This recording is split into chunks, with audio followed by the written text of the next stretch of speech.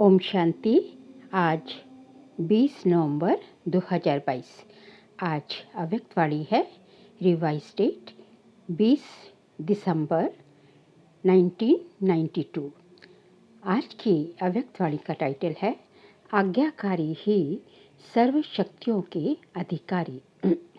आज्ञाकारी ही सर्व शक्तियों के अधिकारी। आज सर्व शक्तियों के दाता बाप दादा अपने शक्ति सेना को देख रहे हैं। सर्वशक्तिवान बाप ने सभी ब्राह्मण आत्माओं को समान सर्व शक्तियों का वर्षा दिया है। किसको कम शक्ति व किसको ज़्यादा ये अंतर नहीं किया। सभी को एक द्वारा एक साथ एक समान शक्तियाँ दी हैं। तो रिजल्ट देख रहे थे कि एक समान मिलते हुए भी अंतर क्यों है। कोई सर्व शक्ति संपन्न बने और कोई सिर्फ शक्ति संपन्न बने। सर्व नहीं, कोई सदा शक्ति स्वरूप बने, कोई कभी कभी शक्ति स्वरूप बने हैं। कोई ब्राह्मण आत्माएं अपने सर्वशक्तिवान की अथॉरिटी से जिस समय जिस शक्ति को ऑर्डर करती हैं, वह शक्ति रचना के रूप में मास्टर रचता के सामने आती है। ऑर्डर किया और हाजिर हो जाती है।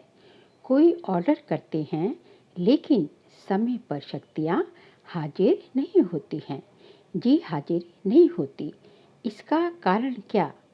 कारण है जो बच्चे सर्वशक्तिवान बाप, जिसको हजूर भी कहते हैं, हाजिर नाजिर भी कहते हैं, तो जो बच्चे हजूर अर्थात बाप के हर कदम की श्रीमत पर हर समय जी हाजिर व हर आज्ञा में जी हाजिर प्रैक्टिकल में करते हैं, तो जी हाजिर करने वाले के आगे हर शक्ति भी जी हाजिर या जी मास्टर हजूर करती हैं। अगर कोई आत्माएं श्रीमत व आज्ञा जो सहज पालन कर सकते हैं वह करते हैं, और जो मुश्किल लगती है वह नहीं कर सकते। कुछ किया कुछ नहीं किया, कभी जी हाजिर कभी हाजिर, इसका प्रत्यक्ष सबूत व प्रत्यक्ष प्रमाण रूप है कि ऐसी आत्माओं के आगे सर्व शक्तियाँ भी समय प्रमाण हाजिर नहीं होती है।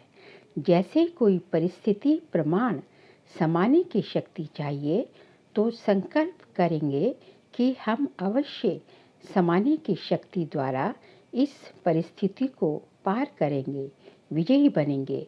लेकिन होता क्या है, सेकंड नंबर वाले अर्थात कभी कभी वाले समाने की शक्ति का प्रयोग करेंगे, 10 बार समाएंगे, लेकिन समाते हुए भी 1-2 बार समाना चाहते भी समा नहीं सकेंगे। फिर क्या सोचते हैं, मैंने किसको नहीं सुनाया, मैंने समाया, लेकिन ये साथ वाले थे, हमारे सहयोगी थे, समीप थे, इसको सिर्फ इशारा दिया, सुनाया नहीं, इशारा दिया। कोई शब्द बोलना नहीं चाहते थे, सिर्फ एक आधा शब्द निकल गया, तो इसको क्या कहा जाएगा? समाना कहेंगे।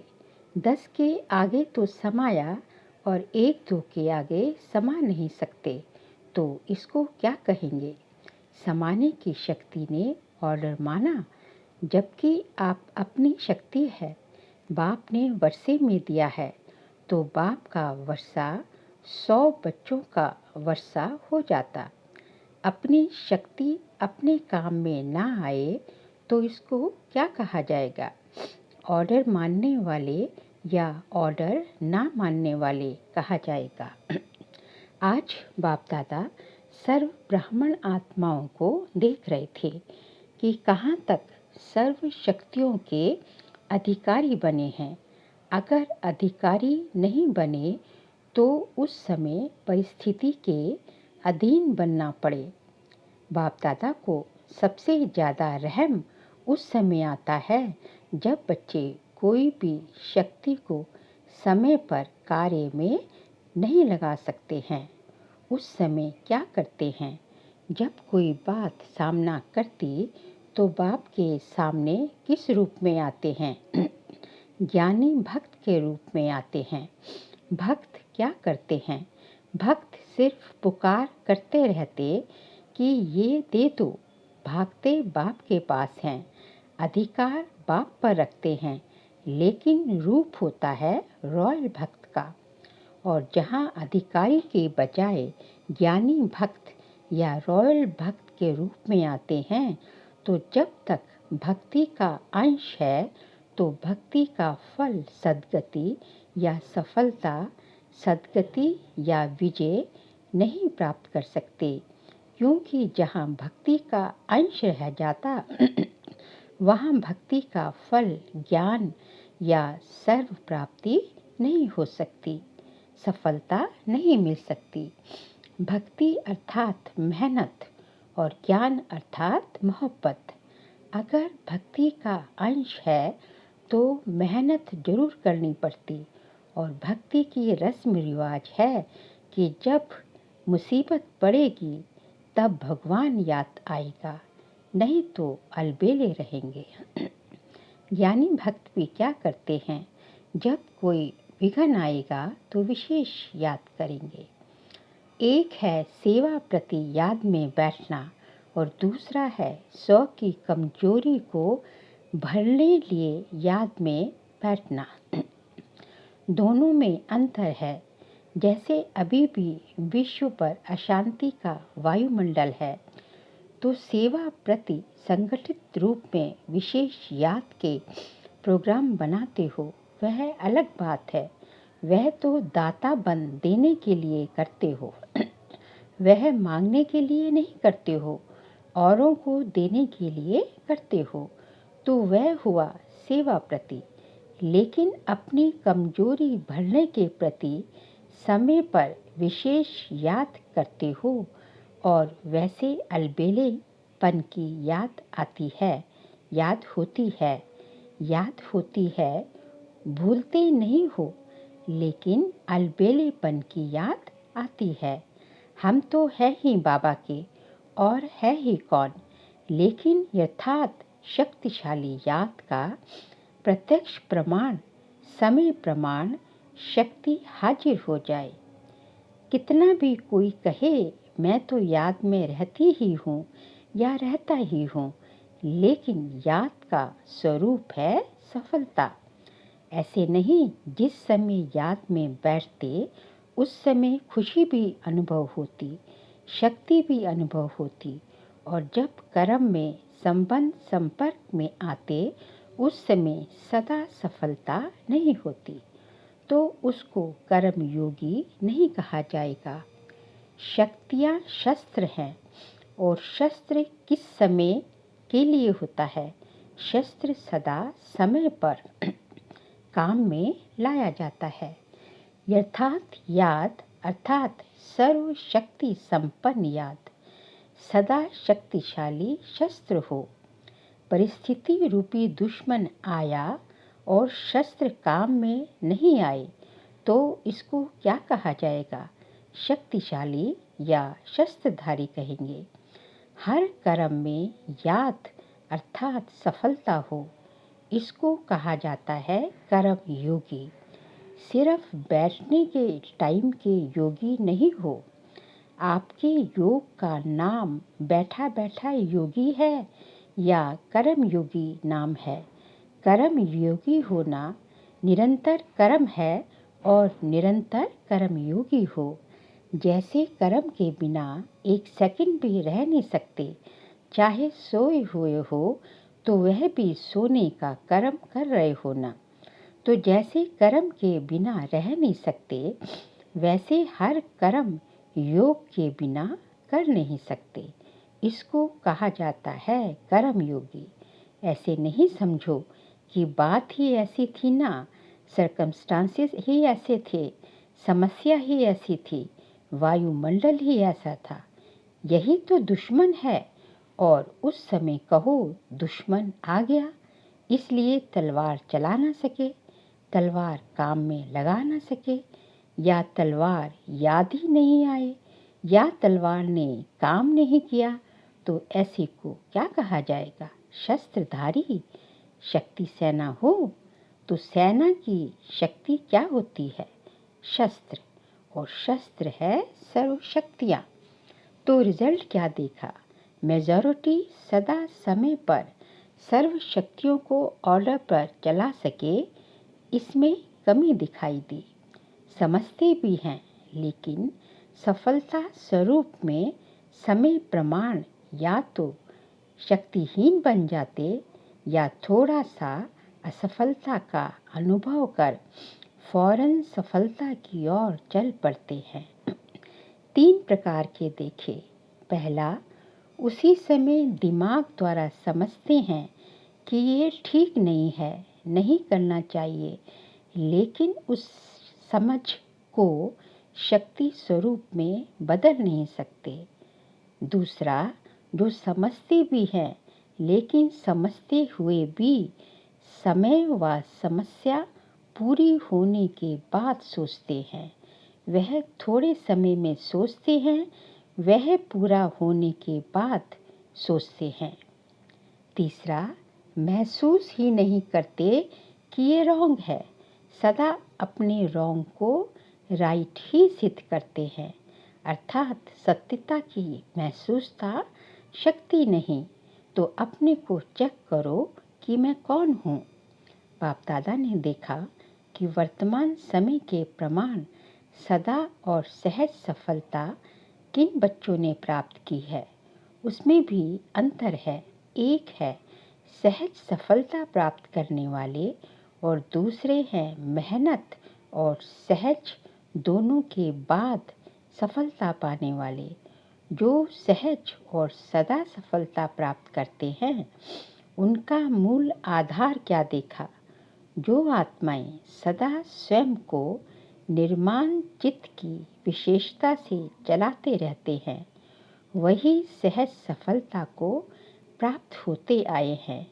निर्माण शब्द एक है, लेकिन निर्माण स्थिति का विस्तार और निर्माण स्थिति के समय प्रमाण प्रकार वे बहुत हैं। उस पर फिर कोई समय सुनाएंगे, लेकिन ये याद रखना कि निर्माण बनना ही स्वमान है और सर्व द्वारा मान प्राप्त करने का सहज साधन है। निर्माण बनना झुकना नहीं है, लेकिन सर्व को अपनी विशेषता और प्यार में झुकाना है। समझा? सभी ने रिजल्ट सुनी। समय आपका इंतजार कर रहा है और आप क्या कर रहे हो?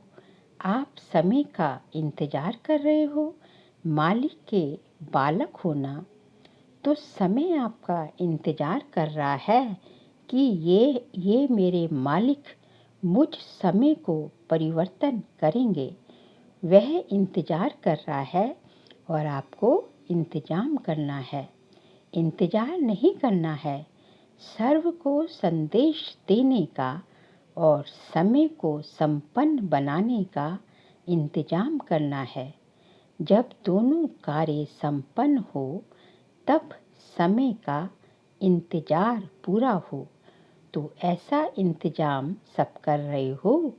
किस गति से समय को देख आप भी कहते हो कि बहुत फास्ट समय बीत रहा है। इतने वर्ष कैसे पूरे हो गए, सोचते हो ना? अव्यक्त बाप की पालना को कितने वर्ष हो गए, कितना फास्ट समय चला। तो आपकी गति क्या है? फास्ट है ना? या फास्ट चलकर कभी कभी थक जाते हो, फिर रेस्ट करते हो? कर रहे हैं, ये तो ड्रामा के बंधन में बंधे हुए ही हो, लेकिन गति क्या है? इसको चेक करो। सेवा हो रही है, पुरुषार्थ हो रहा है, आगे बढ़ रहे हैं, ये तो ठीक है। तो अब गति को चेक करो, सिर्फ चलने को चेक नहीं करो। गति को चेक करो, स्पीड को चेक करो। समझा? सभी अपना काम कर रहे हो ना?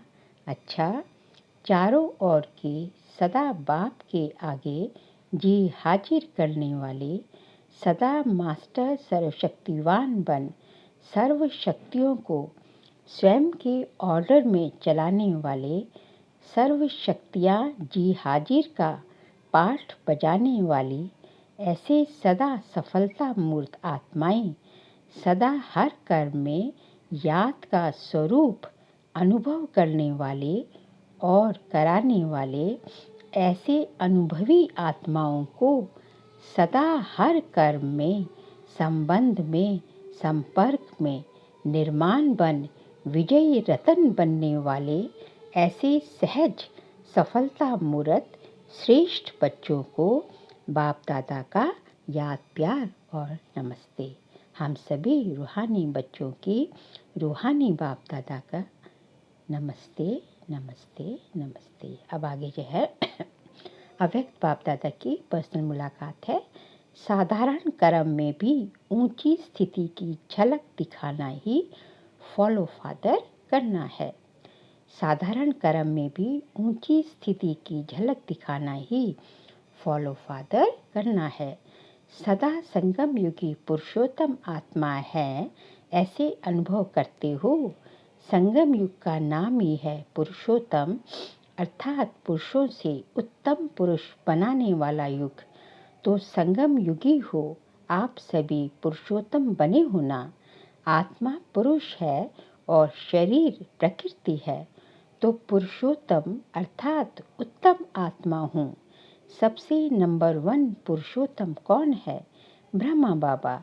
इसलिए ब्रह्मा को आदि देव कहा जाता है। फरिश्ता ब्रह्मा भी उत्तम हो गया और फिर भविष्य में देव आत्मा बनने के कारण पुरुषोत्तम बन जाते। लक्ष्मी नारायण को भी पुरुषोत्तम कहेंगे ना, तो पुरुषोत्तम युग है। पुरुषोत्तम मैं आत्मा हूँ। पुरुषोत्तम आत्माओं का कर्तव्य भी सर्वश्रेष्ठ है। उठा, खाया, पिया, काम किया, यह साधारण कर्म नहीं। साधारण कर्म करते भी श्रेष्ठ स्मृति, श्रेष्ठ स्थिति हो। जो देखते ही महसूस करे कि ये कोई साधारण व्यक्ति नहीं है। जैसे जो असली हीरा होगा वह कितना भी धूल में छिपा हुआ हो, लेकिन अपनी चमक जरूर दिखाएगा, छिप नहीं सकता। तो आपकी जीवन भी हीरे तुल्य है ना। कैसे भी वातावरण में हो, कैसे भी संगठन में हो, लेकिन जैसे हीरा अपनी चमक छिपा नहीं सकता, ऐसे पुरुषोत्तम आत्माओं की श्रेष्ठ झलक सबको अनुभव होनी चाहिए। तो ऐसे हैं या दफ्तर में जाकर, काम में जाकर आप भी वैसे ही साधारण हो जाते हो।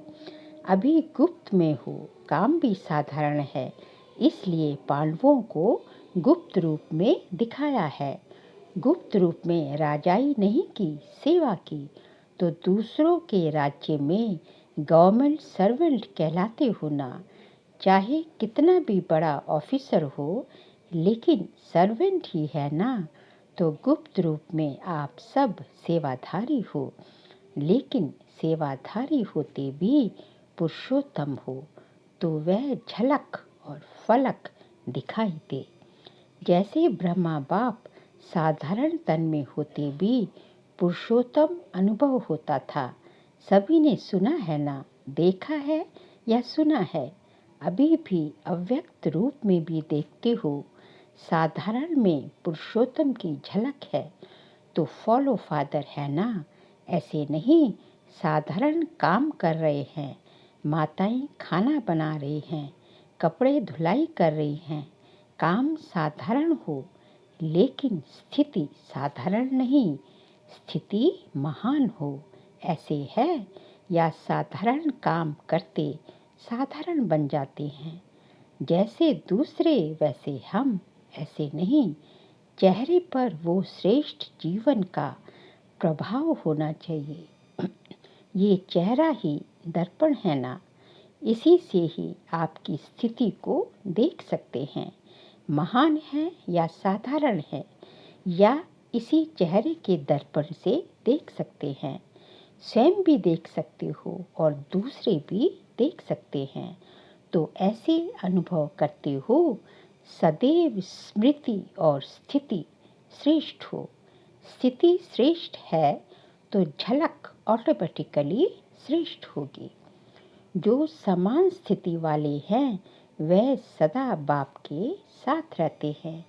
शरीर से चाहे किसी कोने में भी बैठे हों, किनारे बैठे हों, पीछे बैठे हों, लेकिन मन की स्थिति में साथ रहते हो ना, साथ वही रहेंगे जो समान होंगे। स्टूल में चाहे सामने भी बैठे हो, लेकिन समान नहीं तो सदा साथ नहीं रहते, किनारे में रहते हैं। तो समीप रहना अर्थात समान स्थिति बनाना। इसलिए सदा ब्रह्मा बाप समान पुरुषोत्तम स्थिति में स्थित रहो। कई बच्चों की चलन और चेहरा लौकिक रीति में भी बाप समान होता है, तो कहते हैं ये तो जैसे बाप जैसा है। तो यहाँ चेहरे की बात तो नहीं, लेकिन चलन ही चित्र है। तो हर चलन से बाप का अनुभव हो, इसको कहते हैं बाप समान। तो समीप रहना चाहते हो या दूर, इस एक जन्म में संगम पर स्थिति में जो समीप रहता है वह परम धाम में भी समीप है और राजधानी में भी समीप है। एक जन्म की समीपता अनेक जन्म समीप बना देगी।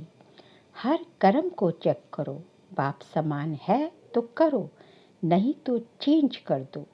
पहले चेक करो फिर करो, ऐसे नहीं करने के बाद चेक करो कि ये ठीक नहीं था। ज्ञानी का लक्षण है पहले सोचे फिर करे, अज्ञानी का लक्षण है करके फिर सोचते। तो आप ज्ञानी तो आत्मा होना या कभी कभी भक्त बन जाते हो। पंजाब वाले तो बहादुर है ना, मन से भी बहादुर। छोटी सी माया चींटी के रूप में आए और घबरा जाए नहीं। चैलेंज करने वाले स्टूडेंट कभी पेपर से घबराते नहीं। तो आप बहादुर हो या छोटे से पेपर में भी घबराने वाले हो। जो योग के स्टूडेंट होते हैं वो आह्वान करते हैं कि जल्दी से पेपर हो और क्लास आगे बढ़े। जो कमज़ोर होते हैं वो सोचते हैं डेट आगे बढ़े। आप तो होशियार हो ना। ये निश्चय पक्का हो कि हम ही कल्प कल्प के विजयी हैं और हम ही बार बार विजयी बनेंगे। इतना पुरुषार्थ किया है, आप नहीं बनेंगे तो कौन बनेंगे। आप ही विजयी बने थे, विजयी बने हैं और विजयी रहेंगे। विजयी शब्द बोलने से ही कितनी खुशी होती है, चेहरा बदल जाता है ना। जो सदा विजयी रहते वो कितना खुश रहते हैं। इसलिए जब भी कोई किसी भी क्षेत्र में विजय प्राप्त करता है तो खुशी के बाजे बजते हैं। आपके तो सदा ही बाजे बजते हैं, कभी भी खुशी के बाजे बंद ना हों। आधा कल्प के लिए रोना बंद हो गया। जहाँ खुशी के बाजे बजते हैं वहाँ रोना नहीं होता। अच्छा, आज का बाबा का वरदान है, देह अहंकार व अभिमान के सूक्ष्म अंश का भी त्याग करने वाले आकारी सो निराकारी भव। देह अहंकार व अभिमान के सूक्ष्म अंश का भी त्याग करने वाले आकारी सो निराकारी भव। कईयों को मोटे रूप से देह के आकार में लगाव व अभिमान नहीं है, लेकिन देह के संबंध से अपने संस्कार विशेष है, बुद्धि विशेष है, गुण विशेष है, कलाई विशेष है, कोई शक्ति विशेष है। उसका अभिमान या अहंकार, नशा, रोग ये सूक्ष्म देह अभिमान है। तो ये अभिमान कभी भी आकारी फरिश्ता व निराकारी बनने नहीं देगा। इसलिए इसके अंश मात्र का भी त्याग करो तो सहज ही आकारी सो निराकारी बन सकेंगे। आज के बाबा का स्लोगन है, समय पर सहयोगी बनो तो पदम गुना रिटर्न मिल जाएगा। समय पर सहयोगी बनो तो पदम गुना रिटर्न मिल जाएगा। बाबा कहते हैं कि समय पर यदि आप किसी की सहायता करते हैं, किसी के सहयोगी बनते हैं, तो लौकिक में भी जिसके सहयोगी बनते हैं तो उसकी कितनी दुआएं मिलती है, वो सदा तुम्हें मदद करने के लिए बंध जाता है। तो यहाँ तो जो है हम जो है सर्वशक्तिवान उस भगवान के सहयोगी बन रहे हैं, उसके विश्व परिवर्तन के कार्य में उसकी भुजाएं बन रहे हैं, उसके सहयोगी बन रहे हैं। तो उसका तो पदम गुना रिटर्न जो है अभी भी संगम पर भी मिलेगा और फिर भविष्य में भी सतयुग में भी मिलेगा। अब आगे जो है एक सूचना है। आज अंतर्राष्ट्रीय योग दिवस, तीसरा रविवार है। 6:30 से 7:30 बजे तक सभी भाई बहनें योग अभ्यास में यही शुभ संकल्प करें कि मुझ आत्मा द्वारा पवित्रता की किरणें निकलकर सारे विश्व को पावन बना रही हैं। मैं मास्टर पतित पावनी आत्मा हूँ। अच्छा, ओम शांति।